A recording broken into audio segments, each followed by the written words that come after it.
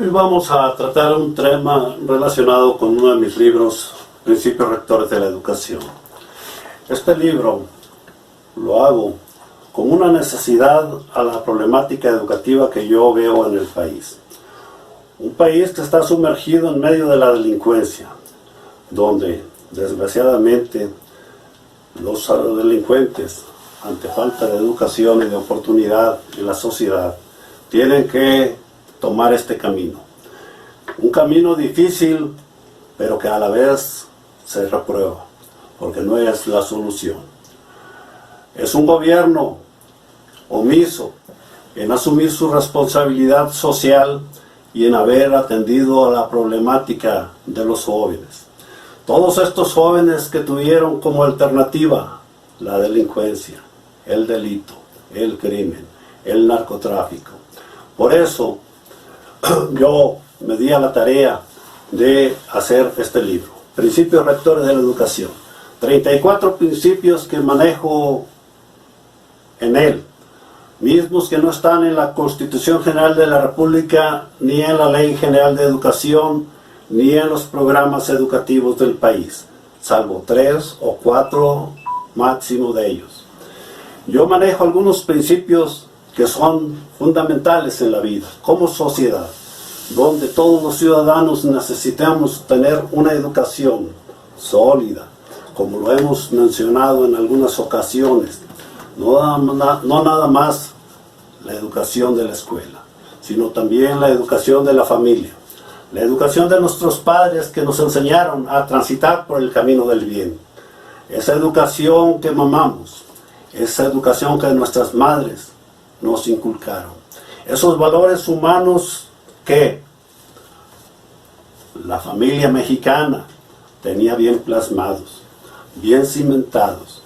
Por eso hoy doy cuenta a la sociedad de que existen principios que hay que manejar, como el de verdad, democracia, libertad, congruencia, responsabilidad, respeto, igualdad, fraternidad, servicio, solidaridad, entre otros, los cuales nos van a permitir como seres humanos tener un sentido social de responsabilidad, o en otras palabras, el ser ciudadanos socialmente responsables. Que les digamos no al delito, que les digamos no a la corrupción, que les digamos no a los políticos corruptos, porque no somos de su misma condición. Por eso nos hemos mantenido al margen de todas las corruptelas del gobierno de la República, de los gobiernos de las entidades federativas y de los gobiernos municipales. Le hemos apostado a la educación, le hemos apostado a los valores humanos. Hoy, estas personas que se reían de nosotros hace un tiempo, hoy son prófugos de la justicia. Huyen cobardemente ante la justicia porque no quieren responder por los delitos. Robaron hasta donde pudieron, afectaron el erario público, agraviaron a la sociedad y se reían de ella porque decían que era una sociedad que no tenía cultura, que no tenía conocimiento. Ellos aprovecharon la ignorancia hasta cierto punto, así como también la propia pobreza que ellos sembraron a lo largo y ancho del país. Por eso, hoy creo que es innecesario enjuiciar a los presidentes de la República. Están totalmente juzgados por la sociedad mexicana. Están reprobados moralmente. Nos agredieron, nos humillaron, nos perjudicaron. Nos quitaron oportunidades en la vida, pero estamos de pie y como sociedad vamos a salir adelante. Los políticos, si van o no van a la cárcel, no nos interesa, porque el juicio de la historia los ha juzgado, los ha reprobado y hoy son los que se esconden. No pueden ver de cara a la sociedad. No pueden ver de cara al ciudadano. Hoy sienten el sentimiento de culpa por sus hechos. Por eso ellos mismos están aislados de esta sociedad mexicana que está de pie para seguir adelante. Aquí yo propongo en mi libro que en todos los niveles de la educación en nuestro país se deben de manejar los principios rectores de la educación, porque son principios universales, son principios que operan en cualquier región de la República, en cualquier pueblo, por marginado que esté, o en toda la República, o en cualquier país del mundo. El mundo hoy más que nunca está necesitado de una paz con justicia social, donde no haya discriminación, donde no haya ciudadanos de primera, de segunda y hasta de tercera categoría. Esos que quieren que vivan en la miseria. Quienes quieren esto para los ciudadanos están moralmente reprobados. En nuestro país la educación básica, la educación media superior y la educación superior requieren de estos principios rectores de la educación. Debemos de formar jóvenes en este país para que gobiernen al mismo en su oportunidad, cuando les toque el turno de gobernarlo. Hoy nos avergüenzan los políticos porque abusaron del poder. Hicieron del delito un modus vivendi. Se enriquecieron a costa de la sociedad mexicana. Agraviaron a la sociedad mexicana desde todos los ámbitos de la vida. La humillaron porque la dejaron en condiciones de pobreza.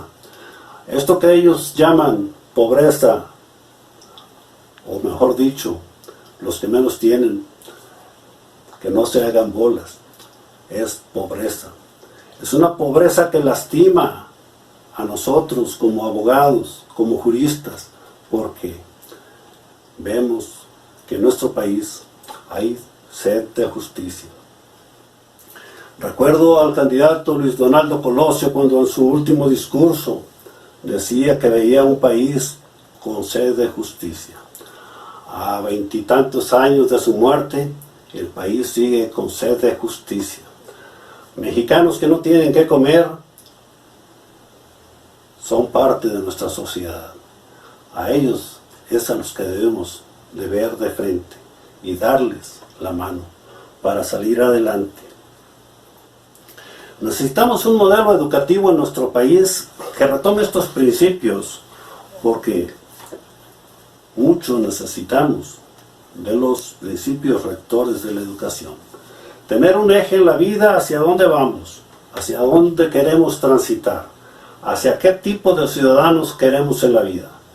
Estos políticos que hoy están avergonzados ante la sociedad por sus actos son a los que les faltaron los principios rectores de la educación. Bastaba uno solo, el de honestidad, para haberles cambiado la vida.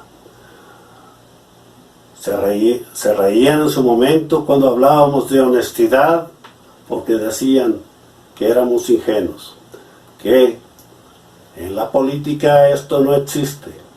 Hoy necesitamos una política donde haya honestidad y políticos que gocen de una buena reputación, que gocen de honestidad, porque ellos son los que están llamados a gobernar este país. Aquí, desde luego que el saldo en el medio educativo es negativo.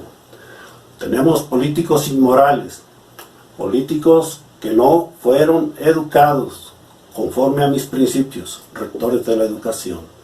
Por eso, hoy gozan de todas las riquezas del mundo, acapararon lo que quisieron, vendieron los bienes nacionales que no eran de ellos.